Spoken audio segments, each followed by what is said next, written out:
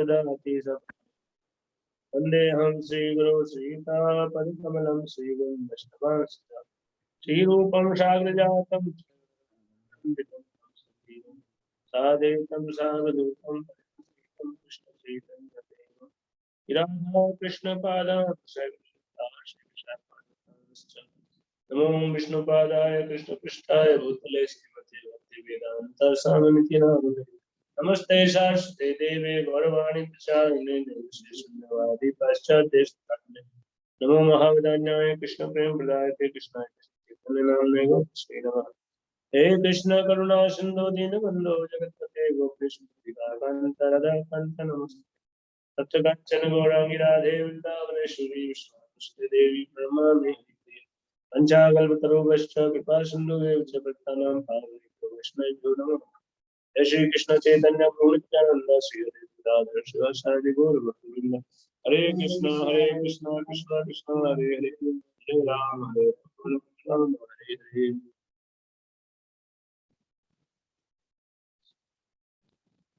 हरे कृष्णा। तो आप लोग सुन रहे थे, अभी हम लोग एक माता जी से जो चर्चा कर रहा था मैं, हम वो माता जी जो है हमारे संडे प्रहलाद स्कूल की प्रिंसिपल रहेंगे माता जी, और बच्चों के लिए पूरा करिकुलम बना रहे हैं हम लोग, और बन गया है। अब नाउ ये प्रिंट होगा और फिर रजिस्ट्रेशन करके बकायदा संडे स्कूल चलेगा, जिसमें बच्चों को शुरुआत से ही जो है कृष्ण भागवत का प्रशिक्षण यहाँ पे दिया जाएगा। और ये माता जी उनकी इंचार्ज, तो पूरा करिकुलम में उनको गाइड कर रहा था, उस हिसाब से जो है ना बात चेक करवाने आई थी, तो बन गया है ऑलमोस्ट उन्होंने।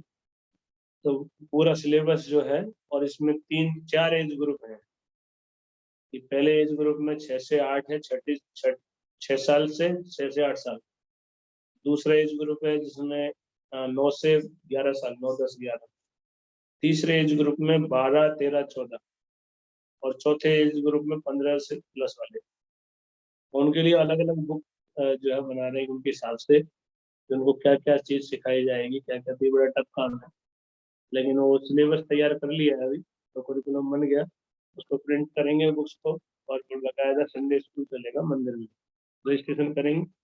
और जो बच्चे आएंगे उनको फिर साल जो है हर उसमें इस बुक में 2 साल का कोर्स है, मतलब जो 2 साल तक जो है वो बच्चे पढ़ेंगे, फिर अगले ग्रुप में प्रमोट हो जाएंगे।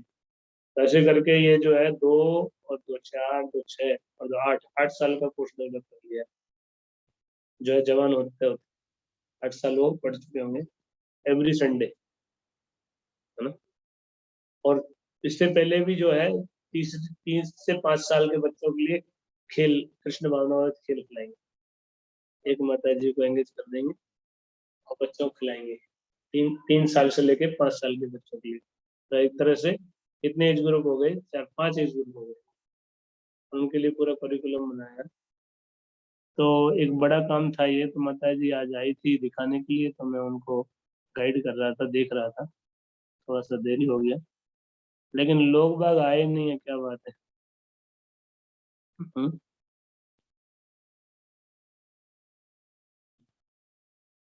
तो हैं? अभी कुछ 2 भक्तों का जॉब है, गौरव प्रभु जी और गजेंद्र नाथ हरि प्रभु जी का। कुलदीप प्रभु जी लोकल टेम्पल प्रोग्राम में एंगेज हैं, और 3 भक्तों के एग्ज़ाम हैं आज। और 2 भक्त महाराज जी के साथ जयपुर प्रोग्राम में हैं, 2 भक्त मंदिर में हैं अभी। 3 भक्तों क्या है एग्ज़ाम। एग्जाम? अच्छा। और 2-3 भक्त महाराज जी के साथ जयपुर गए हुए हैं, और 2 डिवोटी यहाँ मंदिर में हैं, 2 भक्तों का अभी जॉब है। हम्म। तो हमने पिछली बार क्या टॉपिक चर्चा किया था? पिछली बार प्रभु जी आपने बताया था कि भक्ति में आगे बढ़ने के लिए 2 चीज़ें सबसे महत्वपूर्ण हैं, उनमें एक था विनम्रता, दूसरी है सरलता। और जो भक्ति में यदि हमें और आगे बढ़ना है, तो उसमें सबसे महत्वपूर्ण जो भक्ति के 5 अंग हैं, तो उसको फॉलो करने के लिए हमें भक्ति संग सबसे महत्वपूर्ण है। अदरवाइज हम सहजी हो जाएंगे, अकेले रहेंगे तो अहंकार में खुद को थोड़ा भी भक्ति करते हुए देख के अहंकार से प्रभावित होकर सहजी मुख्य हो मुख्य जाएंगे। टॉपिक कौन कौन सा चर्चा हुआ, थोड़ा बता सकते हैं अभी, और अभी तक इसमें इस टॉपिक के अंदर? अभी पहले इंट्रोडक्टरी सेशन हुआ था प्रभु जी एक, जिसमें मतलब वो तो एक पूरा दिखा था, ठीक है। उसके बाद उसके बाद में यही था कि मतलब भक्ति को यदि हमें मतलब गंभीरतापूर्वक लेना होगा तो जो फेंसिंग है उसको सबसे पहले स्ट्रॉन्ग करनी होगी, जो भक्त संघ है उसको। भक्तों के ऊपर बोला था। हम्म। फिर जो भक्ति के जो दो महत्वपूर्ण अंगों पे चर्चा की थी, सरलता और विनम्रता पे। और फिर जो कुछ भक्तों का चरित्र है उससे हमें ये सारे अंग है उनको स्वीकार करना होगा। ठीक है, अब आज हम चर्चा करेंगे एक्चुअली भक्ति में जो सबसे महत्वपूर्ण प्रगति करने के लिए रूपा जी लिखे हैं उपदेश अमृत में, advancement in Krishna consciousness depends on the attitude of the follower. इस पे शायद मैं पहले ही बोला हूँ कि प्रगति करने की इच्छा, इस पे चर्चा हो, इस पे क्लास हुई है कि नहीं हुई? कौन सी यहाँ जो क्लास में बोला था इसमें बताया था? क्योंकि भक्ति में प्रगति करने के लिए सबसे पहले ये भी तो इसको कभी कवर हुआ है ना इसमें। भक्ति में सबसे पहले आपकी इच्छा होनी जरूरी है ना? ये चर्चा हुआ नहीं हुआ? नहीं आपके वो ये आध्यात्मिक वाला नहीं जीवन में? हुआ। अच्छा, तो ये मोस्ट इम्पोर्टेंट चीज सबसे जरूरी पहले है कि हम भक्ति करने की डिजायर हमारी हो।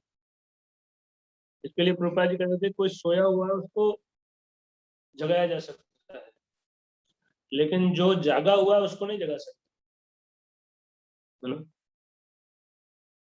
हम लोगों को अगर हम भक्ति करना चाहेंगे तब होगा। आपसे कोई जबरदस्ती भक्ति नहीं करवा सकता, है ना? भगवान को पाने की लालसा, भगवान को पाने की इच्छा, भगवान जानने की इच्छा, आध्यात्मिक प्रगति करने की इच्छा, ये हमको मेंटेन करनी है ना? इस इच्छा को छोड़ना नहीं है। हमारे और इच्छाएं आ जाती है, हम इस इच्छा को भूल जाते हैं, लेकिन ये इच्छा बनाए रखना ही हमारी खुद की जिम्मेदारी है। जैसे और डिजायर्स होती हैं, उनको भी फुलफिल करने के लिए हम प्रयास करते हैं, भले ही कितना भी संघर्ष हो, हमारी इच्छा होती है तो हम संघर्ष करते हैं। तो सिमिलरली यू शुड, भले ही आपको नहीं लगे, इसके लिए संघर्ष करना पड़ेगा। ऐसा नहीं कि ऐसे ही मिल जाएगी, हम बस कुछ क्रियाएं करते रहेंगे ऊपर ऊपर से और हमको भक्ति मिल जाएगी, भक्ति में प्रगति हो जाएगी। नो, आपको भी इच्छा होनी चाहिए, पर first you should desire, yes I want to progress in spiritual life. वो डिजायर कैसे है कि हम लोग, इसी के लिए फिलॉसफी शुरुआत में दी जाती है। और डिजायर कैसे? बुद्धि से समझ के, संबंध ज्ञान समझ के, इस संसार की नश्वरता को समझ के, है ना? संबंध ज्ञान में तीन चीजें हैं। क्या क्या है तीन चीजें संबंध ज्ञान में? कौन बताएगा? ये तो बताया मैंने। ईश्वर, जीव और प्रकृति। हाँ, ईश्वर, जीव और प्रकृति के उसको तत्व रूप में समझना है, फैक्ट में।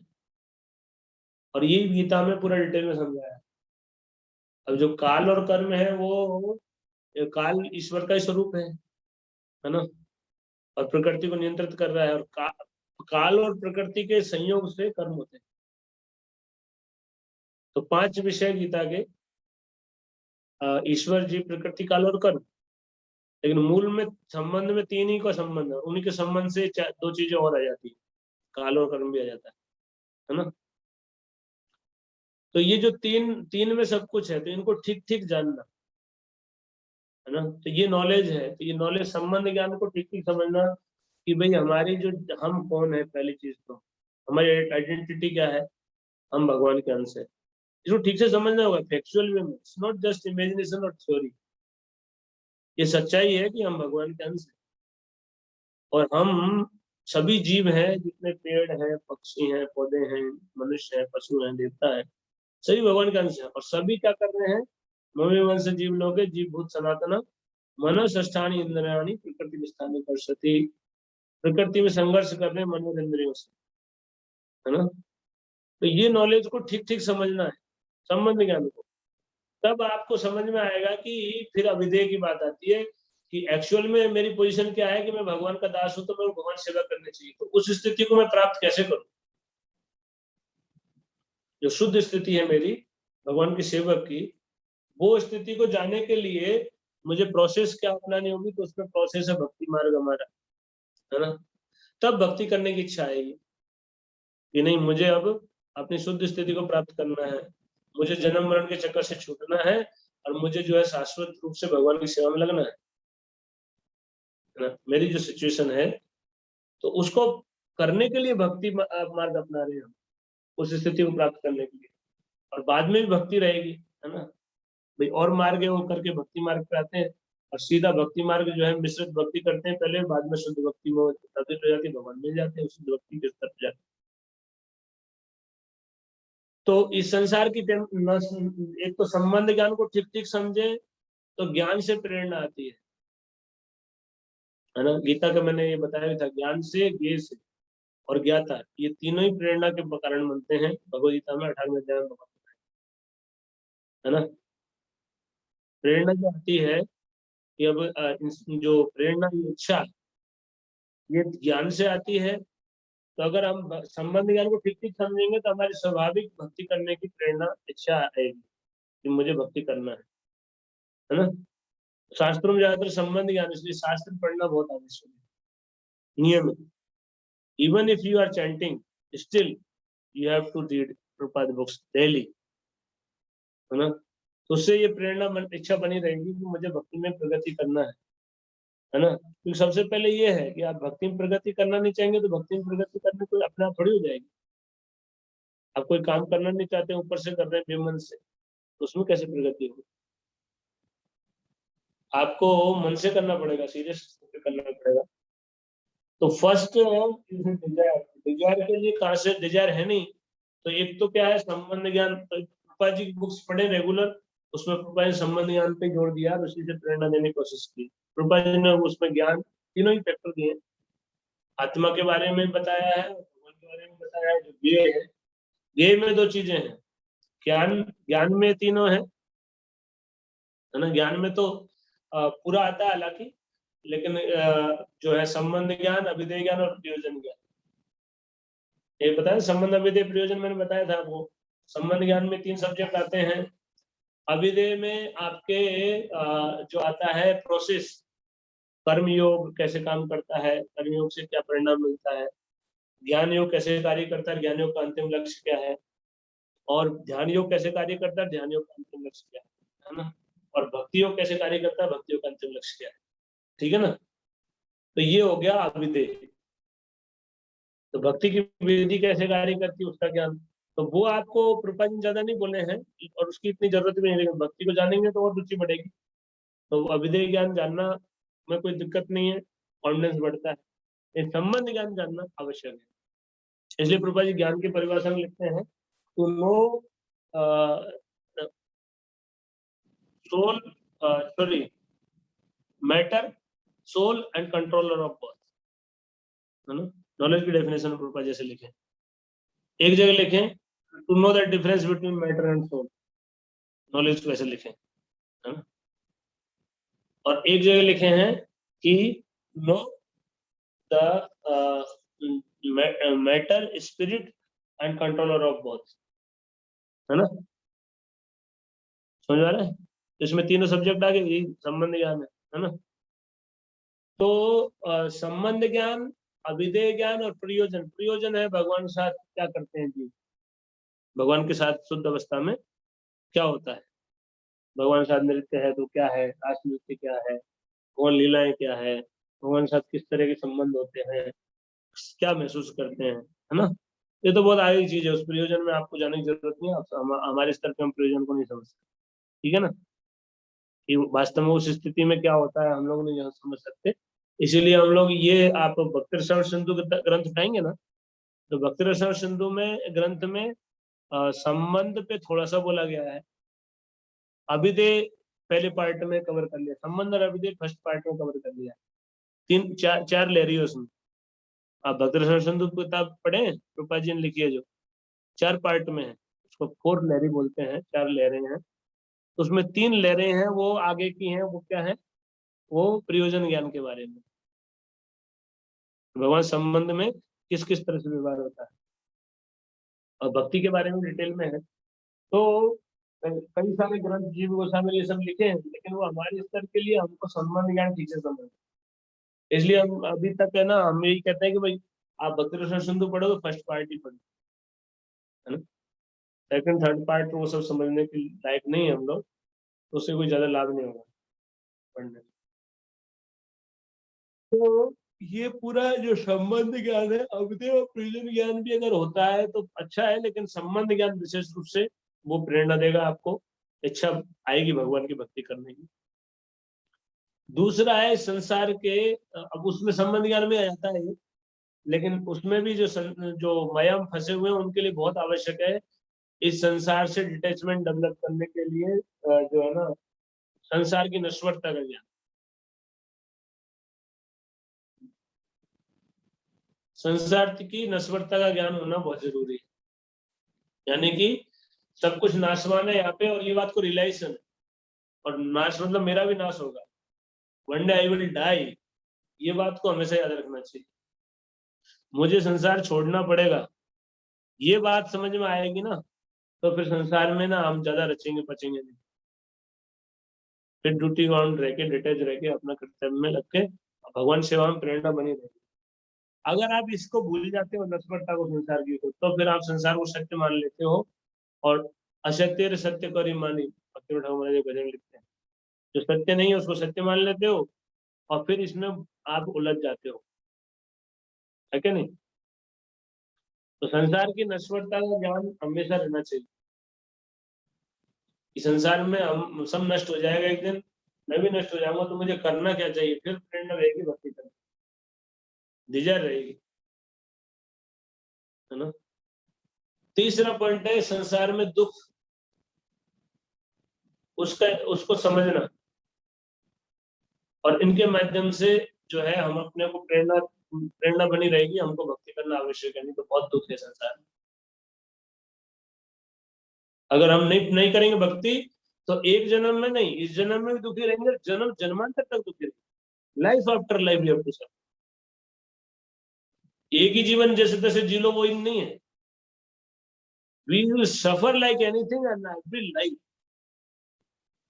अभी उधर देखो, हमारा जन्म तो तालिबान में हुआ होता, वहां अफगानिस्तान में तालिबान क्या हालत कर रहा है आपको पता है। तो ऐसी सिचुएशन यहाँ भी हो जाती है कभी कभी, ये संसार ऐसा ही है। अभी जो अफगानिस्तान में लोग रहते हैं, उनका कितना डर है उनके अंदर, आप सोच नहीं सकते। तो किसी को उठा लेंगे, किसी को शूट कर दे रहे, आज भयानक खौफ बना हुआ है। तो थोड़े दिन पहले कोरोना का ऐसा खौफ था। तो ये जो ये मेटेरियल वर्ल्ड इज पदम पदम यद विपदा, पग पग विपत्ति है, और कब क्या स्थिति बन जाए कुछ नहीं कह सकते आप, कुछ भी नहीं कह सकते, है ना। ये संसार जो है बड़ा भयानक है, और इस संसार में ये जो दुख है ना, इसको हमको रियलाइज करना चाहिए।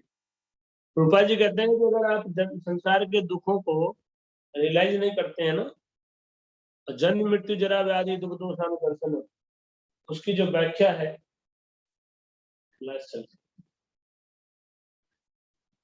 आधा घंटे में करीब।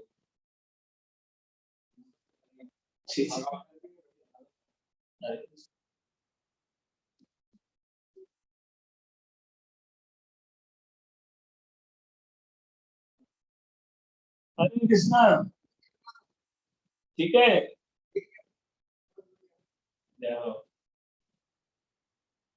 पैरों में सूजन आ गई है, पैरों में सूजन आ गया, सूजन आ रही है, आएगा आप तो।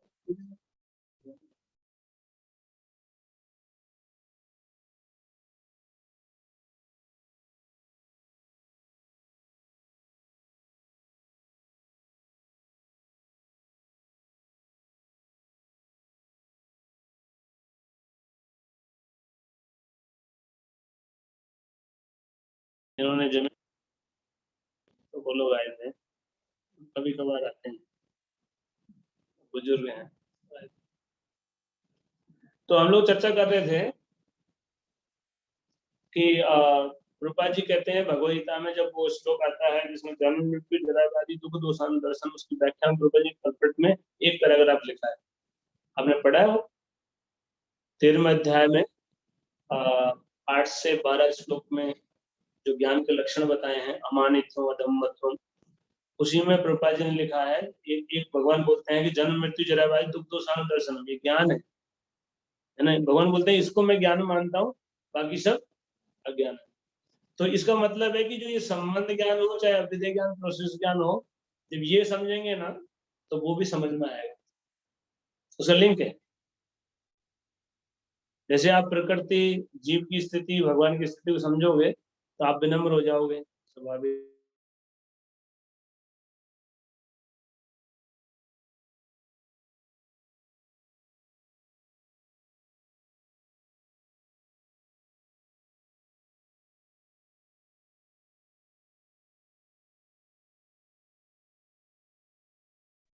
तो जब आपने ये ज्ञान समझ लिया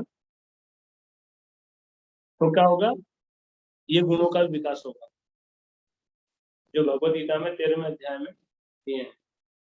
और उसमें एक है जन्म मृत्यु जरा व्याधि दुख दोषानुदर्शन, है ना।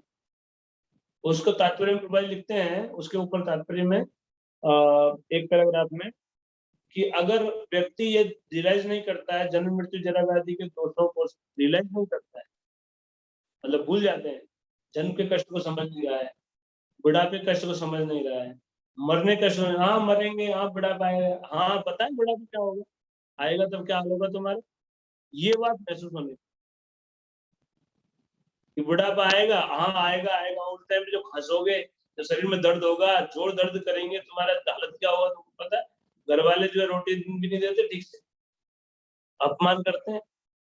तो वो रियलाइजेशन होना, वो समझ होना कि ये दुख मुझे फेस करने पड़ेंगे, ये ज्ञान का एक लक्षण है ना, साक्षात्कार का हिस्सा है ना। तो जन्म मृत्यु जरा व्याधि दुख दोषानु दर्शनम। तो प्रभुपाद जी उसके तात्पर्य में ये बात लिखते हैं कि जो इसको रियलाइज नहीं करता तो प्रेरणा ही क्या रहती है भक्ति करने की। प्रभुपाद जी के शब्द है ये भगवद गीता में। अगर कोई व्यक्ति जन्म मृत्यु जरा व्याधि के दुख को नहीं रियलाइज कर रहा है तो उसके लिए भक्ति में प्रेरणा ही क्या रह जाती है। प्रभुपाद जी सब, यानी कि आपको अगर डिजायर चाहिए तो आपको ये ज्ञान की समझ होनी चाहिए, ये रिलेशन होना चाहिए। आप इसीलिए मैंने बहुत क्लासों में इन पे बहुत ज्यादा लेक्चर लिया। आपने देखा शुरुआती क्लासेज में ज्यादातर हमने इन्हीं विषयों पे अधिक से अधिक लेक्चर आपको होंगे, क्योंकि ये सबसे महत्वपूर्ण है। फिर भी हम जड़ बुद्धि एकदम नहीं समझ रहे हैं, है ना, तो फिर तो मुश्किल है, फिर वो चकाचौंध में गायब हो जाओगे इस संसार में, है ना। ये माया के है, चमक है, इसमें आप कहाँ गायब हो जाओगे प्राइम। लेकिन इसको समझना चाहिए। तो ये दुखों का साक्षात्कार, इस संसार में दुख है, ये बात को मतलब सुन लिया, लेकिन रियलाइज किया क्या, रियलाइजेशन और सुनने में बहुत अंतर होता है। उस बात को समझ लेना, है ना, हृदय साफ जाएगा, समझ में आ जाएगी। तो मरोगे आप, ये बात समझ में आ जाएगी ना, एक दिन मेरा शरीर छूटेगा। और कैसे शरीर को ऐसे ही छूटता है, आपको बिच्छू डसे इतना कष्ट होता है, इजी होता है कि शरीर छूटना। मरना कोई मजाक है क्या, हाँ मरेंगे, हाँ सब मरते हैं, हम भी मर जाएंगे, क्या हो गया। This is not the way to realise that. कैसे रियलाइज करेंगे, वो विवेक दिया है, विवेक का इस्तेमाल करो, समझो दूसरे लोग मरते हैं, वो कितना कष्ट होता है, हम भी ऐसे ही मरेंगे किसी न किसी तरीके से। तो आपके लिए कोई नया तरीका तो नहीं अपनाना पड़ेगा भगवान, है ना। जो सामान्य लोग मरते हैं वैसे ही मरेंगे, हम हिरण्यकशिपु की तरह तो है नहीं कि भगवान को अवतार लेना पड़ेगा हमको ऐसे मारने के लिए, है ना। यही जो तरीके जो दूसरे लोग मर रहे हैं उनको कैसे कष्ट होता है हम लोग समझ सकते हैं। कोई आग से जल जाता है, कोई पानी में डूब जाता है, कोई एक्सीडेंट में चिथड़े चिथड़े उड़ जाते हैं, किसी को बीमारी से तड़प के मर जाता है, किसी को जो है ना जो है बुढ़ापा आके और फिर मरता है, बुढ़ापे में मरता है, वो खूब तड़पता है। तो कैसे भी मरो दर्द होगा, कष्ट होगा, बहुत कष्ट होगा। और मरने के बाद फिर घर में डाला जाएगा, 9 महीने घर में। वो जन्म के कष्ट को जो है भागवत के 3रे स्कंद में कपिल भगवान बताते हैं, देवभूति माता भगवान स्वयं बता रहे हैं कितना कष्ट होता है जीव को उसमें गर्भ में। आप रेडी हो घर में रहने के लिए? मरने के लिए घर में रहने के लिए रेडी हो? हाथ ऊपर करो, कौन कौन रेडी है? एक भी नहीं है? तो फिर तो आप लोगों को मंदिर में होना चाहिए था यहाँ पे।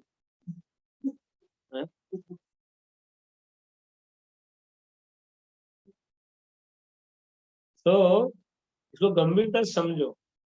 अगर ये नहीं रहेगा ना तो भक्ति क्या है? दिखावटी, बाहर से केवल माला कर रहे हैं, घुमा रहे हैं बस, और कोई मन का ये इसीलिए तो बोलते हैं कि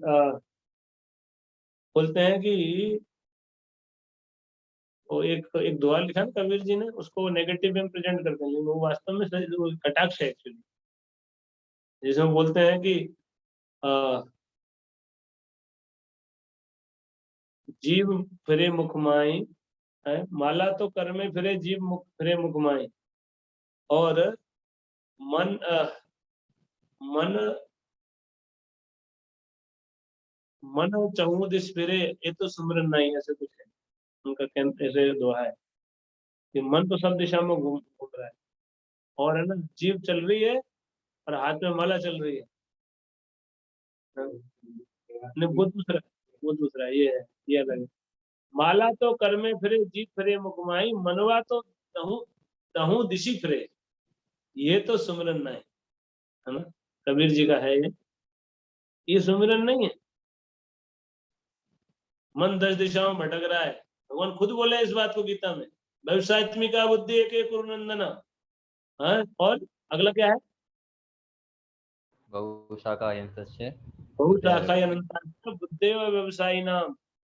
भक्त होते हैं, उनकी कॉन्शियस डिटर्मिनेशन दृढ़ होता है उनका, व्यवसायत्मिका बुद्धि होती है एक ही, उनका मन जगह जगह नहीं भटकता। लेकिन जिनके 1000 पर्पज होते हैं जीवन के, जिनको 1000 काम करने हैं जीवन में, 10 दिशाओं में, 1000 दिशाओं में उनका बुद्धि बटा हुआ है, बहुशाखा अनंत अनंत उनमें बटा हुआ है इच्छाओं में, ये भी करना है, वो भी करना है, संसार में ये भी पाना है, वो भी पाना है। वो उसका जो है वो वेबसाइट में करती है, he cannot concentrate। भगवान खुद बोले ना, भोगे, और कौन आगे और स्पष्ट बोले, भोगेश्वरी प्रसक्ता नाम तया अप्रचेतसाम वैश्वात्मिका बुद्धि समाधौ न विधीयते। दूसरा अध्याय पढ़े हो ना आप लोग ये श्लोक? जो भोग और ऐश्वर्य के प्रति बहुत ज्यादा आसक्त हैं, उनकी बुद्धि व्यवसायत्मिक बुद्धि नहीं हो सकती। व्यवसायत्मिक बुद्धि को भक्ति योग बोला कृपा जी ने। तो भक्ति योग में दृढ़ नहीं हो पाते,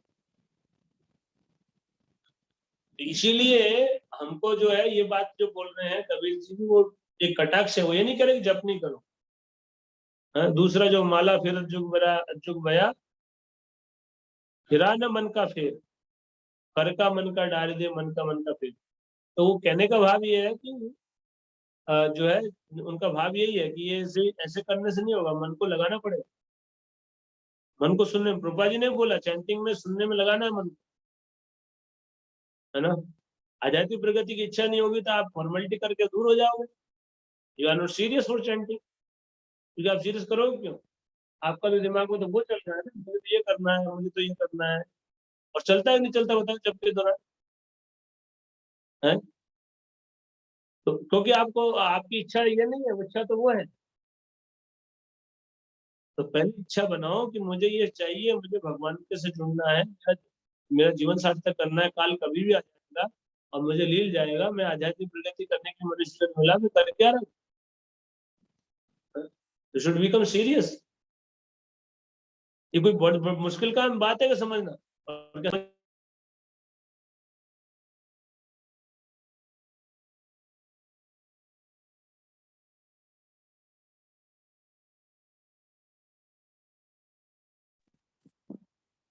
इसको समझता है ये बात कि संसार में जो कष्ट है उसको ये समझ में आएगा ना, समझ में आना चाहिए ठीक से। भूल जाते हैं हम लोग, मरना पड़ेगा, बुढ़ापा आएगा, कुछ दिन का है, ये जवानी ज्यादा दिन नहीं रहेगी। मैं देख रहा हूँ मेरे शरीर पे धीरे धीरे ना थोड़ा वो असर दिखने लगा, तो रियलाइज हो गया कि शरीर का ये ताकत वो हमारी नहीं है, शरीर की है। धीरे धीरे कमजोर पड़ जाएगा, है ना, और फिर बाद में बुढ़ापे में असहाय हो जाओगे, एकदम असहाय, है? ये शरीर का वो है। इस शरीर में जब तक ताकत है तब तक मेहनत करके भगवान के भगवान में चित्त को लगाना है, उस तरह से अभ्यास करना है, तो भगवान देखेंगे तो कृपा भी करेंगे, भगवान तो दयालु है। लेकिन हम सीरियस इंडेवर करें, समझ में आ रहा है ना, हम जितना गंभीर होते हैं माया भी उतना ही फिर अटैक करती है, ये भी एक फैक्ट है। लेकिन फिर भी हमको गंभीरता से लड़ना है, प्रयास करना है, भगवान को दिखाना है कि हम सीरियस, भगवान कृपा है, भगवान कृपा से ऊपर उठेंगे। तो ये जो वो है कि हम लोगों को जो है ना, चैंटिंग फिर भी इतना स्पेशल है, चैंटिंग कैसे भी करें वो लाभ देता है, लेकिन जो जिसको वास्तव में लाभ उठाना है तो ज्यादा लाभ उठाएगा, थोड़े लाभ। आध्यात्मिक प्रगति का अवसर है तो उसको गंभीरता से लेना है, और गंभीरता से आध्यात्मिक प्रगति के लिए प्रयास करना होगा। तो इसके लिए हमने चर्चा किया कि ज्ञान और ज्ञे, दूसरा प्रेरणा, ये ज्ञान की बात है, ज्ञान में समझ आता है, ज्ञान में मुख्य रूप से संबंध ज्ञान आता है, और संबंध ज्ञान का हिस्सा है ये समझना कि जन्म मृत्यु जरा व्याधि का दुख है, ये भी उसका ही पार्ट है, और संसार की नश्वरता को समझना। स्पेशली संबंध ज्ञान में भी ये चीज को अच्छे से रियलाइज कर लेना चाहिए कि संसार टेम्पररी है और सब कुछ नाशवान है। यहाँ पे, यहाँ कोई भी चीज स्थायी नहीं। तो आप सोचोगे आपको कुछ मिल जाएगा तो आपके पास रहेगा, ये मूर्खता है, आप गलत सोच रहे हैं। आप कुछ पा भी लेंगे, वो आपके पास रहने वाला नहीं, कुछ ही दिनों में छूट जाता है, 10 20 30 साल 40 साल। नौकर, आप कोई मान लो पद पा लिए, कोई पोस्ट पा लिए, सरकारी नौकरी में बड़ा पद पा लिए, मान लो कितने दिन है, 30 30 साल, 20 30 साल 40 साल बाद रिटायर हो जाओगे। तो स्थायी पद नहीं कोई भी। आपको लग रहा है कोई चीज स्थायी है, कुछ भी स्थायी नहीं है, कुछ भी स्थायी नहीं, है ना। तो ये बात को, इस संसार की नश्वरता को समझना, तो जब समझोगे तो फिर चीजों के लिए पागल नहीं हो गया ना, बेवकूफों के जैसे पागल हो गए बस उसी के पीछे, वो नहीं मिली तो बस जीवन बेकार, और उसे भजन को छोड़ छोड़ के बैठ जाते। तो ये जो है, भौतिकता से ज्यादा आसक्त नहीं होती, ये नश्वरता, संसार की नश्वरता और जन्म मृत्यु जरा व्याधि के दुख को रियलाइज करना, और जो ये संबंध ज्ञान का हिस्सा, लेकिन स्पेशली ये जरूर समझना चाहिए, है ना। दूसरा ज्ञान, और दूसरा प्रेरणा का कारण बनता है डिजायर आने का, ये जानने योग्य। जानने योग्य दो ही चीजें हैं, जो भगवान और आत्मा संसार में। और जानने योग्य जो है, ये में भगवान गीता में ये बताया, ये में क्या है, जीव और भगवान। संसार को तो हम देख रहे हैं, लेकिन जीव और भगवान दिखाई नहीं देते। तो आत्मा को जानना है, भगवान जानना है। जब हम समझेंगे तो आत्मा की स्थिति को समझेंगे तो प्रेरणा आएगी। और ज्ञाता की, खुद की, जो जीव है वो खुद ज्ञाता है, और वो खुद की इच्छा रहती है, वो भी प्रेरणा अपने आप को प्रेरित कर सकता है। हम खुद इच्छा जिज्ञासु हैं, तो जिज्ञासु होना चाहिए। मैंने बताया था कि दीक्षा लेने से पहले जिज्ञासु होना चाहिए। आध्यात्मिक प्रगति के लिए अगर आप जिज्ञासु नहीं तो आप दीक्षा मत लीजिए।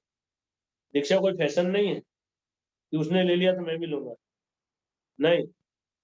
अगर आप आध्यात्मिक प्रगति के लिए जिज्ञासु है तो आप दीक्षा लीजिए, अदरवाइज दीक्षा मत लीजिए। और जिन्होंने दीक्षा ले ली है उनको समझना चाहिए कि वो जिज्ञासु थे कि नहीं थे। अगर नहीं थे तो अब हो जाओ खुद से। नहीं तो जो आदमी जिज्ञासु नहीं है वो शिष्य बनने के योग्य नहीं, वो दीक्षा लेने के बाद भी उस दीक्षा का लाभ नहीं उठा पाएगा। आध्यात्मिक प्रगति के लिए जब तक आप सीरियस नहीं है, जिज्ञासु नहीं है, गंभीर नहीं है, तो आप आध्यात्मिक प्रगति कैसे कर सकते हैं। तो जिज्ञासु श्रेय उत्तम, शिष्य के लिए ये योग्यता है कि आध्यात्मिक प्रगति के लिए उत्सुक हो, है ना, तभी वो गुरु बनाए। तो आध्यात्मिक प्रगति की डिजायर हम खुद भी अपने जनरेट कर सकते हैं, क्योंकि हम चाहे वो इच्छा कर सकते हैं। इच्छा हमारे, इच्छा करने की स्वतंत्रता है हमारे पास। वी थिंक टुडे कि हाँ मुझे करना, तो हम आज कर सकते हैं। भगवान अपनी स्वतंत्रता दे रखे हैं। स्वतंत्रता इसलिए दी है कि मुझे आध्यात्मिक जीवन में प्रगति करना है, ये दृढ़ इच्छा होनी चाहिए। और जो बुद्धिमान व्यक्ति है उसको समझे, मुझे तो जो आध्यात्मिक जीवन की प्रगति के लिए मनुष्य जीवन मिला, मैं इसी में लगाऊं पूरा जीवन। Is first class intelligent person, है ना, जो ये विचार से जीवन को भगवान सेवा में लगाए तो मुझे आध्यात्मिक जीवन में प्रगति करने के ही जीवन का उद्देश्य है, मैं इसी के लिए जीवन खर्च करूँ, तो वो फर्स्ट क्लास इंटेलिजेंट व्यक्ति है। बाकी second class, third class, fourth class, बाकी जो स्तर है वो, है ना। तो यूज योर इंटेलिजेंस। और ये जो डिजायर है, मैंने बताया डिजायर कहाँ से आती है, और डिजायर को बनाए रखना है तो इसके लिए ये चीज स्मरण रखना चाहिए। इसके लिए आपको रूपा जी ने ये चीजें ऑलरेडी कवर की है। रूपा जी ने जो बुक्स लिखी है वो इसी तरह से लिखी है कि इन चीजों को बार बार याद दिलाते हैं। इसलिए अगर आप रूपा जी बुक्स पढ़ेंगे तो आपको ये प्रेरणा बनी रहेगी आध्यात्मिक प्रगति की। इसलिए रूपा जी ग्रंथ नियमित पढ़ना बहुत जरूरी है। पढ़ना ही नहीं, स्टडी करना ठीक है। तो ये अगर आप करेंगे तो आपकी जो है इच्छा बनी रहेगी आध्यात्मिक प्रगति करने की। और आध्यात्मिक प्रगति की इच्छा के बगैर आध्यात्मिक प्रगति का कोई स्कोप नहीं है। कुछ इच्छा तो चाहिए, फिर वो इच्छा और दृढ़ होती है तो श्रद्धा हो जाती है, श्रद्धा और दृढ़ होती है तो वही फिर भाव और प्रेम के रूप में प्रकट होती है। फर्स्ट इट स्टार्ट फ्रॉम श्रद्धा। और जब आप डिसाइड करते हैं तो आप एक कदम बढ़ाते हैं, भगवान 100 कदम बढ़ाते हैं। God help those who help themselves. तो अगर आप, तो इसीलिए इच्छा, जो एटीट्यूड है वो इच्छा ही है वैसे तो। Advancement in Krishna consciousness depends on the attitude of the follower. तो आप आध्यात्मिक प्रगति की इच्छा रखते हैं तो आप भगवान को हर चीज में वो इच्छा दिखेगी आपकी, तो एटीट्यूड परफेक्ट हो जाएगा, है ना। आप हर चीज को ठीक से करेंगे, और जब आप प्रॉपर एटीट्यूड में करेंगे। लेकिन अगर आपकी इच्छा नहीं है तो आप ऊपर से करेंगे, लापरवाही से करेंगे, तो बात चाहे चैंटिंग हो, चाहे भगवान की सेवा हो, चाहे कुछ भी हो। तो ये सब चीज के लिए आपको पहली चाहिए कि इच्छा, और इसके लिए आपको भक्तों का संग करना चाहिए, जो मैं पहले ही क्लास हो चुकी है उस पर। और ग्रंथ पढ़ते रहना चाहिए। चैंटिंग भी हमको चेतो दर्पण मार्जन, हमारे अज्ञान को निकाल से दूर करके ज्ञान प्रदान करता है। जैसे चैंटिंग से मेरी ज्ञान प्रदान होती है, इसलिए भक्ति के प्रति भी करने से ही इच्छा आती है। भगवान बोलते हैं कि अगर तुम भक्ति के प्रति कड़ाई से पालन करोगे तुम मुझे प्राप्त करने की इच्छा प्राप्त करोगे, है ना। तो आचार्य ने सब जो प्रोसेस डिजाइन की है उसी हिसाब से डिजाइन की कि हमारे अंदर इच्छा नहीं है, लेकिन अगर हम ये करेंगे तो हमारे अंदर इच्छा आएगी। ठीक है। तो ये मैंने बोला टाइम क्या हो। ओके, तो now we should take some questions. आज का लेसन यही था। आप इसमें विचार, गंभीरता से विचार कीजिए। जाग जाएंगे, हम सो रहे हैं एक्चुअली। अगर आप चाहते हो कि आप सोते रहो तो अलग बात है, अगर जागना चाहते हो तो बहुत पर्याप्त है। आप विचार करो, ये जगा देगा। आप क्या कर रहे हो, किस लिए आए हो इस संसार है। इंजीनियर बनने आए हो, मैनेजर बनने आए हो, कंपनी खोलने आए हो, किस लिए आए हो। इस संसार में मनुष्य जीवन किस लिए प्राप्त किया, और ये क्या जन्म मरण के बस चक्कर में झेलने के लिए आए हो बस। पुनरपि जन्म पुनरपि मरणम पुनरपि जन्मे जठरे सेन ई संसारे कर दुस्तारे कृपया पारे भाई मरा। इस संसार में बार बार जन्म लेना, बार बार अभी मरना पड़ेगा। अब ऐसे एक अरविंद प्रभु थे, वो तो चले गए, है क्या नहीं। अब वो चले गए मतलब वो तो खत्म हो गया, ऐसी बात नहीं है। वो किसी और जगह किसी और कर्म में होंगे। अच्छा, उन्होंने अंतिम समय भगवान का नाम जप करते हुए वापस शुरू कर दिया था माला, और तो इसलिए कम से कम उनको भक्त परिवार में जन्म मिलने की संभावना है। उन्हें तो कम से कम भक्ति का अवसर वापस मिलेगा। हो सकता है जोधपुर में किसी परिवार में जन्म मिले, फिर भक्ति से जुड़े वापस, है ना। भगवान अरेंज करेंगे उसका। ये जीवन है, अब क्या फायदा उसको जो इंजीनियरिंग किया, कोई काम की नहीं आने वाली। नौकरी कर रहा था, नौकरी के चलते जॉब माला छोड़ दी। काल तो जब आएगा तब आएगा। आपका हमारा भी ऐसे ही होने वाला है। अगर इंटेलिजेंट हो तो you should become serious, realise that one day I have to leave today. वो वन डे आज भी हो सकता है, क्या पता, काल का कोई पता है, किस दिन अंत आ जाए क्या पता है। एक झटके में एंड हो जाता है, इसको भूलना नहीं चाहिए। अगर मृत्यु को, इसलिए चाणक्य पंडित बोलते हैं जो अध्यात्मवादी है, आध्यात्मिक प्रगति करना चाहता है, उसको मृत्यु को हमेशा याद रखना चाहिए, है ना? और जो भौतिकतावादी है उसको मृत्यु कभी याद नहीं रखना चाहिए, है ना। तभी तो भौतिकता में रच पच पाएगा ना। जो मृत्यु को याद रखेगा वो तो भौतिकता में रचेगा बचेगा नहीं। लेकिन इसको भुलाने की जरूरत नहीं है, वो माया अपने आप काम करती है। अगर आप याद नहीं रखे तो भूल तो जाते ही है। इसलिए रिमाइंड होना बहुत जरूरी है। और रिमाइंड करने के लिए अपने आप को क्या करना है, अगेन एंड अगेन ग्रंथ पढ़ना है, सुनना है बार बार, फिर बोलना भी चाहिए। प्रचार भी ठीक सेवा में लगना चाहिए। यही बात बोलना चाहिए लोगों को, तो कि हमारे भेजे हम ठीक से बैठे, दूसरे को समझ में आए नहीं आए हमारे समझ में आएगी, है ना। ये बात को अच्छे से अंदर तक सिंक होए हमारे, इसके लिए पढ़ना सुनना और बोलना तीनों जरूरी है ना। तो इस तरह से हम अपने आप को प्रेरणा बनाए रख सकते हैं भक्ति की। तो भक्ति की प्रेरणा बनाए रखो, और भक्तों का संग से ये आसान हो जाता है ना। भक्तों का संग करते हैं तो और ज्यादा प्रेरणा बढ़ती है। तो आपको ये करना चाहिए, है ना। और जो समझदार है, बुद्धिमान है, फर्स्ट क्लास इंटेलिजेंट है, उनको तो शुभ से शीघ्र शुभ काम में देरी नहीं करनी चाहिए, शुभ कार्य को टालना नहीं चाहिए। चाणक्य पंडित यही बोलते हैं। चाणक्य पंडित, चाणक्य नीति बहुत सुंदर नीति है। ये शुभ कार्य है उसको टालो मत, है ना। क्योंकि टाल दिया तो काफी संभावना है कि आप उसको फिर भूल जाओ, ठीक है नहीं, फिर वो प्रेरणा खत्म हो सकती है।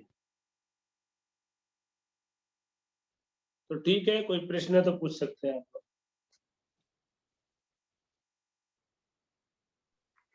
हरे कृष्णा प्रभु जी, प्रणाम।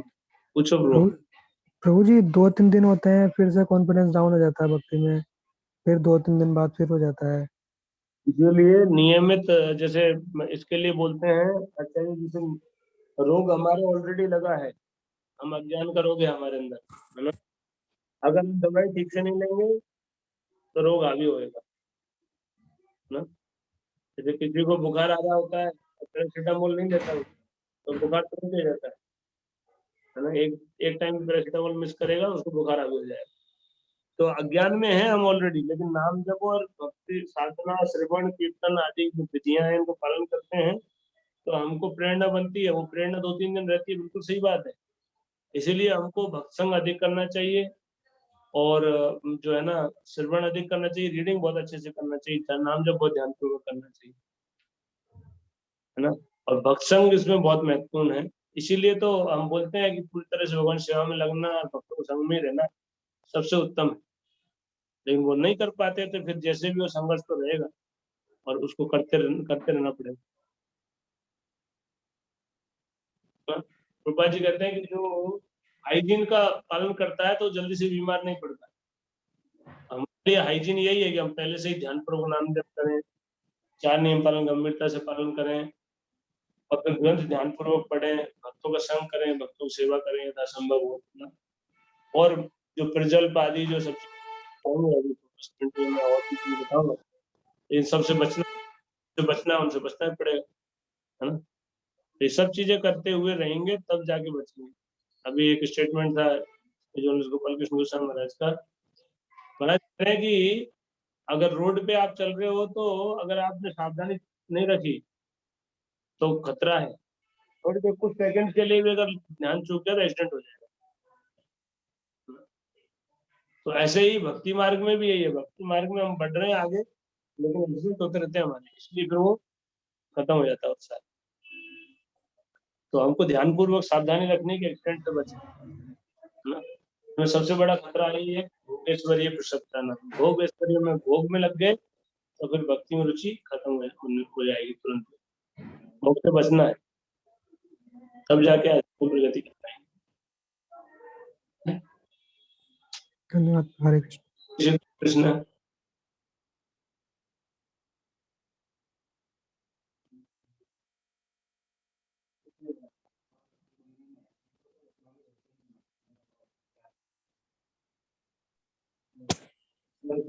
कृष्ण प्रभु नरोत्तम प्रभु आप पूछ रहे हैं, उससे पहले केवलानंद प्रभु का प्रश्न है कि अच्छा अन्य योनियों में, ये केवलानंद प्रभु कुछ प्रश्न पूछे उसका उत्तर दे रहा हूं मैं, कि अन्य योनियों में जो है ये पूछ रहे हैं कि अलग अलग जो योनि है उनमें तो उनको तो समझ ही नहीं होती तो उनको दुख क्यों होता है। तो उसका कारण है कि वो दुख संसार में आए हैं तो दुख होएगा, ये जेल है, इसमें हुई क्यों।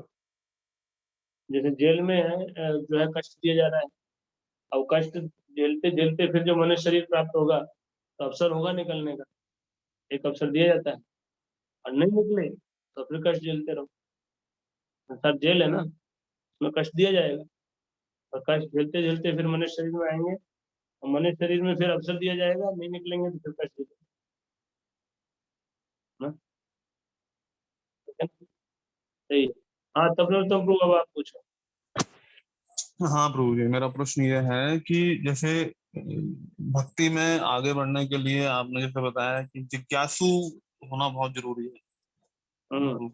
तो उसमें आपने बताया था कि मतलब उसमें एक पॉइंट ये भी था कि हमें इन तीन तत्वों के बारे में जानना बहुत जरूरी है, संबंध संबंध। ज्ञान के बारे में, है ना प्रभु। हम्म तो मेरा मतलब मैं सोच रहा था कि जैसे कोई भक्ति में आगे बढ़ता है ना प्रभु, तो उसकी मतलब एक इनिशियल लेवल का तो हम ये सोच लेते हैं कि हाँ जी भगवान कंट्रोलर है, हम जीव हैं, और प्रकृति नेचर अलग है, भौतिक तत्व अलग है, आध्यात्मिक तत्व अलग है ना? उसके बाद जो है हम फिर जैसे हम बोलते हैं कि मैं वर्ड भूल रहा हूँ प्रभु, जिसमें मतलब भगवान से हम रिलेशन स्टेब्लिश करने का में प्रगति करते हैं, है ना प्रभु। तो उसमें मतलब हमें मतलब रेगुलर बेसिस पे यही सुना जाता है कि आप चैंटिंग करिए और ये चारणियम पालन करिए और भक्ति के 5 अंग करिए, है ना, संग करिए। लेकिन प्रभु ये जिज्ञासु जो है, जिज्ञासुपन जो है ना, ये मतलब एक लेवल पे आके काफी ठंडा हो जाता है, मतलब कि क्योंकि मतलब एक स्टेप हमें पता लग गया, हमें प्रोसेस पता लग गया है कि हाँ हमें ये करना है, हमें ये करना है, हमें ये करना है। तो फिर आगे की क्या जिज्ञासा होगी प्रभु? मतलब it has become a process and नहीं आप समझे नहीं, जिज्ञासु का मतलब यहाँ है आध्यात्मिक प्रगति करने के लिए उत्सुकता। जिज्ञासु means I am really serious to progress in spiritual life, है ना। इस विषय के बारे में मैं आगे बढ़ना है मुझे, और इसके लिए मैं सब तरह की जिज्ञासा करूंगा और सब तरह कार्य मैं करूंगा, है ना। आध्यात्मिक प्रगति करने के लिए जिज्ञासा, है ना। केवल नॉलेज जानने के लिए जिज्ञासा नहीं बोल रहा हूँ मैं दो जो जिज्ञासु होना चाहिए वो मैं इस सेंस में बोला था, आध्यात्मिक प्रगति की करने की इच्छा होनी चाहिए शिष्य को, तभी वो दीक्षा ले। और जो ज्ञान है वो प्रेरणा देता है, वो इस सेंस में बोला था। अगर आप नॉलेज में रहेंगे तो आपको प्रेरणा बनी रहेगी, डिजायर आएगी आध्यात्मिक प्रगति करने की। मैं जो लेक्चर दिया ना, तो ये मेरा प्रेजेंटेशन इस तरह से था। मैंने बोला कि शिष्य को जिज्ञासु होना चाहिए, आध्यात्मिक प्रगति करने के लिए इच्छा होनी चाहिए, है ना। आध्यात्मिक प्रगति करना चाहता हूं मैं, ये उसकी खुद की इच्छा होनी चाहिए, तभी वो दीक्षा ले, ये मैं कह रहा था। लेकिन ज्ञान जो है ना वो प्रेरणा देता है। मैं दूसरे तरह से, भगवान ने बोला 18वें अध्याय में, ज्ञान ज्ञेय और ज्ञाता, ये तीन चीजें जो प्रेरणा बनते हैं। तो ज्ञाता तो हम खुद हैं, जीव, तो वो प्रेरणा दे सकते, अपने आप को हम खुद इच्छा कर सकते हैं कुछ भी, है ना। और उसके अलावा ज्ञेय में आत्मा परमात्मा, भगवान को और आत्मा को ठीक ठीक जानना। अभी हमने सुन लिया है लेकिन हम जाने नहीं, सुन लिया हम आत्मा है, लेकिन आत्मा होता कैसा है, इतना छोटा है, वो कैसे शरीर को चला लेता है, कैसे मुक्त स्थिति में उसकी क्या स्थिति होती है, एक्चुअल वे में हम जाने तो हमको प्रेरणा आएगी, है ना। क्योंकि भगवान बोल रहे हैं, प्रेरणा के तीन फैक्टर बताए भगवान ने। प्रेरणा आती है इनसे, ज्ञान ज्ञेय और ज्ञाता, है ना। तो ज्ञाता जो है वो हम खुद हैं, और ज्ञेय में जो है भगवान से प्रेरणा आती है। इसलिए कई बार हम लोग प्रचार करते हैं तो कई बार भगवान की महिमा बताते हैं तो लोग प्रेरित हो जाते हैं। तो भगवान की महिमा सुने, भगवान के गुणों को सुने, भगवान को जितना जानेंगे भगवान को पाने की लालसा है। और भगवान बोलेंगे ये बात, यो मामे व सम्मूढ़ो जानाति पुरुषोत्तम स सर्विद भक्ति माम सर्वभावेन भारत। तो भगवान को और जीव को, दोनों को जितना जानेंगे उतना आध्यात्मिक प्रगति की इच्छा आएगी। हमने सुन लिया आत्मा, लेकिन आत्मा होता क्या है, उसका कार्य क्या है, उसका रूप कैसा है, वो कैसे फंस गया, कैसे निकलेगा है, और ये अज्ञान में उसकी स्थिति क्या है, वो कार्य कर रहा है, उसको कर्म क्यों लग रहा है, कितनी सारी चीजें हैं जिनको बहुत डीप में जाना जा सकता है। जितना आप डीप में जानोगे आपको फिर भगवान की भक्ति करने की प्रेरणा, डिजायर आएगी। प्रेरणा के लिए मैं डिजायर जो बनाए, पॉइंट ये था कि डिजायर कैसे बनी रहे, और जो जो ये जो संबंध ज्ञान है इसको भी ठीक ठीक जानेंगे ना, तो इसका निष्कर्ष यही है कि हमको भक्ति करना चाहिए, है ना, क्योंकि हमको मुक्त बद्ध अवस्था में है, मुक्त होने के लिए हमको भक्ति करना आवश्यक है, इसलिए हमको भक्ति करना चाहिए। तो प्रेरणा रहेगी तो हम भक्ति गंभीरता से करेंगे, और अगर प्रेरणा ये इनको भूल जाएंगे ना, तो भक्ति में हम फिर करते हैं लेकिन हम ऊपर ऊपर से करते हैं, सीरियसनेस खत्म, उसके लिए जो जो भाव चाहिए ना, वो एटीट्यूड खत्म हो जाता है, एटीट्यूड नहीं रहता, और एटीट्यूड जरूरी है आध्यात्मिक प्रगति करने के लिए। तो समझ में आया आपको? इसमें प्रभु हम एक पॉइंट और जोड़ सकते हैं, मतलब सेवा करने की जिज्ञासा, मतलब हाँ, सेवा करने की आएगी ना, भगवान की भक्ति, भक्ति मतलब सेवा करना ही तो है भक्ति, मतलब उसका काम क्या है समझेगा। तो भक्ति करना मतलब भगवान की प्रेम पूर्वक सेवा, भक्ति का मतलब है भगवान की प्रेम पूर्वक सेवा, यस यस यस यस। है ना। भक्ति करने का मतलब ही भगवान की सेवा करना, भक्ति मतलब और क्या है। तो भक्ति की सभी विधियां हैं, जो सेवा है भगवान की है, सबसे जैसे गुरु महाराज बोलते हैं कि गुरु की, कृष्ण की सबसे बड़ी सेवा ध्यान पूर्वक जप करना। अब हम लोग अगर ये नॉलेज में नहीं रहते हैं ना, तो हम लापरवाही से जप करते हैं, भले कितना सुन लिया कितना, लेकिन जब आप ये याद रहेगा तो आप जप करने बैठोगे, आप पूरा दृढ़ता से करोगे। और दृढ़ता वो बनाए रखने के लिए, एटीट्यूड बनाए रखने के लिए जरूरी है आपकी इच्छा हो, और इच्छा के लिए जरूरी है नॉलेज, अंडरस्टैंडिंग। तो मिनिमम इतनी अंडरस्टैंडिंग हमको चाहिए, समझ में आ रहा है। तो यस ये प्रभु। तो भक्ति की विधियां जो है ना, वो वही विधि है। और जहां तक संबंध बनाने की बात है, वो रागानुग स्तर की बात है। जब हमारे हृदय शुद्ध हो जाए काम क्रोध आदि से, तब हम भगवान संबंध के बारे में जिज्ञासा करें, वो स्टेज वहां से शुरू होगी। उससे पहले हमको ज्यादा उसमें नहीं पढ़ना चाहिए। हमको अभी अनर्थ निवृत्ति करना है, हमारे हृदय में बहुत अनर्थ है, और जो अनर्थों से जब तक मुक्ति हो, भजन दृढ़ता पूर्वक करने से अनर्थ निवृत्ति होगा। तो अभी तो हमको भजन की प्रेरणा बनी रहे, उसके लिए गंभीरता से भजन कर सके। जब बाद में भजन रुचि बन जाएगी भजन में, और फिर तो स्वाभाविक होगा रागरोग स्तर पे, और ये काम क्रोध लोभ इनके प्रति बिल्कुल आकर्षण नहीं रहेगा, संसारिक आकर्षण बिल्कुल प्रभावित नहीं करेंगे। उस स्थिति में फिर भगवान संबंध बनने का प्रोसेस वहां से चालू होगा। बद्ध अवस्था में एकदम ऐसी बुरी स्थिति है, उसमें हम संबंध की बात भूल जाओ भगवान से, है ना। तो अभी हमको ऐसे ही, हमको ये नॉलेज से ही प्रेरणा प्राप्त करके सेवा करनी है, क्योंकि हमको आकर्षण स्वाभाविक नहीं होता है, कभी कभी हो भी जाता है बहुत, लेकिन वो क्षणिक होता है, एक परमानेंट जो है आकर्षण नहीं रहता भगवान की सेवा में। और कोई हरे कृष्ण प्रभु जी। एक हमारे ग्राउंड पर पूछ रहे, यस प्रभु जी, जैसे अभी आपने बताया कि जैसे ये ज्ञान की और ज्ञाता इस हमें प्रेरणा मिलेगी, मतलब हम इस ज्ञान को समझेंगे तो हमें सेवा में लगने की इच्छा होगी। लेकिन होता एक्चुअली ऐसा है कि हमें मतलब सुन लेते हैं लेकिन तोते वाली स्थिति रहती है। बट तो आपका अंदर नहीं जा रहा है ना, आप सुन रहे हैं बोल रहे हैं भले ही, लेकिन अंदर नहीं जा रहा, रियलाइज नहीं कर रहे हैं। हाँ, पर जैसे यदि हम सेवा करें मतलब और जब करने की कोशिश करें तो मतलब रिवर्स भी तो हो सकता है ना दोनों कि हम दोनों फैक्टर है, मैं कह रहा हूँ, है ना। तो चैंटिंग हमको करना है, लेकिन चैंटिंग भी हम गंभीरता से नहीं कर पाते ना, मैं तो ये कह रहा हूँ। तो शुरुआत यहीं से होती है ना। चैंटिंग भी तो गंभीरता से नहीं कर पाते हैं। तो मैं तो इसलिए बताया ना, प्रभुपाद जी की स्टेटमेंट है कि अगर जन्म मृत्यु जरा व्याधि को अगर रियलाइज नहीं करते हैं, तो इम्पेटस ही क्या रह जाता है हमारे लिए, व्हाट इज द इम्पेटस। आप पढ़ो प्रभुपाद जी को तात्पर्य, प्रभुपाद जी कहते हैं, कोई प्रेरणा नहीं रह जाती भक्ति में। करें क्यों भक्ति, अगर जैसे तैसे करेगा छोड़ भी सकता है।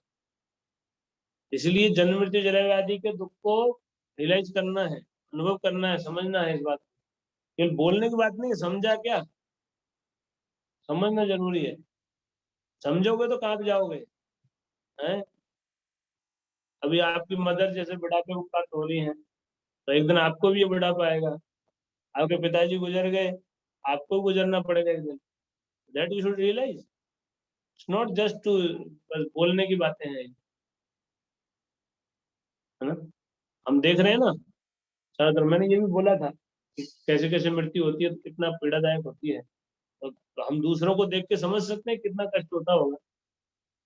हाँ, अब डल बने हुए हैं, बिल्कुल ही समझना नहीं चाहते, आंख बंद करके रहना चाहते हैं। हुआ संसार में जन्म भी हो रहा है, मरण भी हो रहा है, बुढ़ापा भी हो रहा है, बीमारियां भी हो रही है, सब हो रहा है।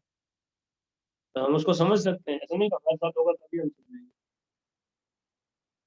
यही तो थे सिद्धार्थ जो वो बन गए बुद्ध, है ना। केवल जन्म मरण बुढ़ापा बीमारी इसको रियलाइज किए थे, तो छोड़ के चले गए सती खोज में कि भाई ये करना है, तो मेरे को ये करना चाहिए, मैं क्या कर रहा हूँ। इसका जो कर रहे हो उससे तो रुकेगा नहीं। रुकेगा इससे भक्ति करने से, है ना। तो रियलाइज कर लो तो इतना प्रभाव है, ये प्रमाण है। तो सिद्धार्थ थे, बुद्ध बुद्ध बन गए, एक झटके में छोड़ गए, उनको रियलाइज हो गया एक बार। इंटेलिजेंट थे ज्यादा, ये रियलाइज वंस, एक बार देखा, एक बार में रियलाइज कर लिया, अरे यार मेरा भी ये हाल होगा, बोले, फिर तो बेकार है, मैं क्या कर रहा हूँ, कुछ इसका सोल्यूशन ढूंढना चाहिए, है ना। तो this is the thing. Actually हम हर चीज को थ्योरेटिकल लेते हैं, वी आर नॉट सीरियस। हम चीजों को रियलाइज नहीं करेंगे तो ये ज्ञान काम नहीं करेगा। जैसे उदाहरण तौर पे ये ज्ञान है कि पानी पीने से प्यास बुझेगी, ये ज्ञान है, लेकिन आप पानी पियोगे नहीं तो प्यास थोड़ी ना बुझेगी, है ना। अब मुझे प्यास लगी है, मेरे पास पानी रखा है, पानी पीऊंगा तो मेरी प्यास बुझेगी।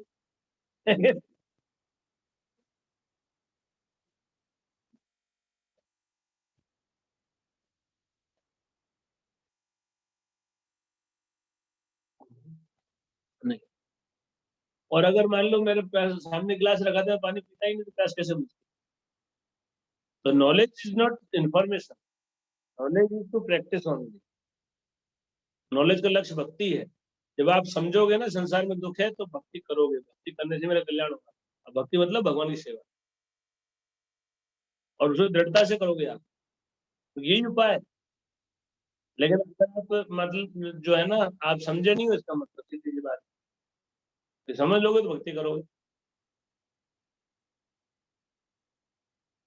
समझ में आया कुछ कि नहीं आया?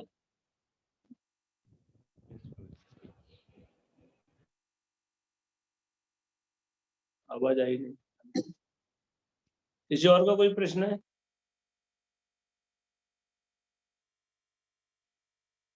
जैसे हम लोग यहाँ पे जैसे मंदिर में ज्वाइन, उनको ये अंडरस्टैंडिंग होती है, अदरवाइज ज्वाइन नहीं कर सकता, है ना। तो उसको लग गया कि अरे यार संसार में तो मैं ऐसे परेशान होऊंगा, तो मतलब है नहीं, तो आए मैं को भगवान सेवा करनी चाहिए, जीवन इसी में भलाई है। Then they do. It's not just theoretical way में बस ऐसे ही देखा देखी या कुछ वो चल रहा है। ऐसा नहीं है, और वो ऐसा आ भी गया ना कोई टिक नहीं पाएगा। सही अंडरस्टैंडिंग से आएगा वही कर पाएगा, बाकी लोग नहीं कर सकते। आप क्या पूछ रहे थे?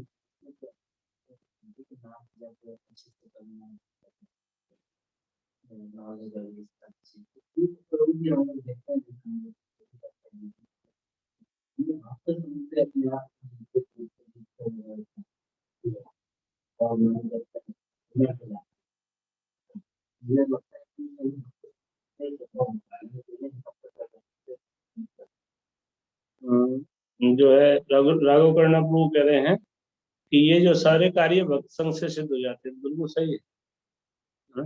जो भक्तों के संग में जो जिस तरह की चेतना के लोग हैं उनका संग करेंगे तो उस तरह की चेतना हमारी आ जाती है। तो वो एक शॉर्टकट है actually।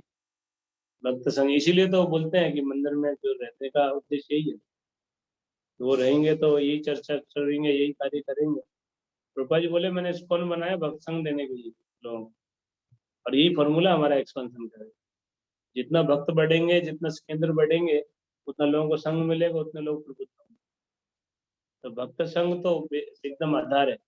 भक्त संग नहीं होता तो सब ये रियलाइज नहीं रहता, है ना, कर नहीं पाते। बिल्कुल सही बात है। तो लेकिन फिर भी मतलब ये चाहिए, तो ये मेंटेन करने के लिए प्रयास करेंगे तो थोड़ा थोड़ा मेंटेन कर सकते हैं। और भक्संग भी इसी का पार्ट है ना, भक्ति करने के लिए भक्संग चाहिए, इस पे हम पहले चर्चा कर चुके, इसलिए मैंने ज्यादा बोला नहीं इसको। भक्संग ना एक सेशन पूरा भक्संग पे कर चुके हैं हम लोग, बिल्कुल प्राइमरी बात है। लेकिन भक्संग में भी कोई रहे लेकिन इस तरह की प्रेरणा नहीं बनाए भक्त, तो भी फिर उसका कल्याण होना मुश्किल है। इसलिए ये चाहिए, मतलब ये डिजायर चाहिए। तो भक्संग में मैंने देखा कई लोग आते हैं और गलत इंस्पिरेशन से आते हैं, है ना। वो सोचते हैं कि मैं आराम से रह लूंगा और ठीक है, तो अच्छा ही काम है भक्ति करना, तो भक्ति कर लूंगा। ऐसे कई लोग आ जाते हैं, सीधे आ जाते हैं और कुछ भी दिन नहीं टिक पाते हो, क्योंकि उनका अंडरस्टैंडिंग सही नहीं है। तो मतलब ये अंडरस्टैंडिंग चाहिए, समझा ना। तो ये तो है ना। भक्संग भी जरूरी है, भक्संग इसमें सहायक है इसको बनाए रखने में, लेकिन फिर भी ये अंडरस्टैंडिंग चाहिए। चलिए, और कोई किसी को प्रश्न है?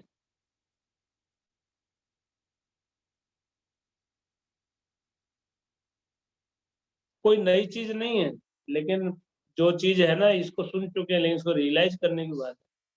और रियलाइज करने के लिए भक्तों को संग करें, भक्ति की तीव्रता से करें और मनन करें, है ना। बुद्धि का, विवेक का इस्तेमाल करें, है ना।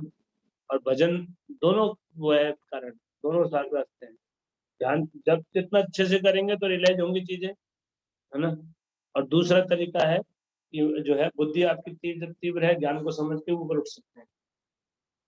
ये मिनिमम है, तो ये समझना ही पड़ेगा, ठीक है ना। ओके, हरे कृष्णा। जगत गुरु श्रील प्रभुपाद की। प्रेमानंदे हरि।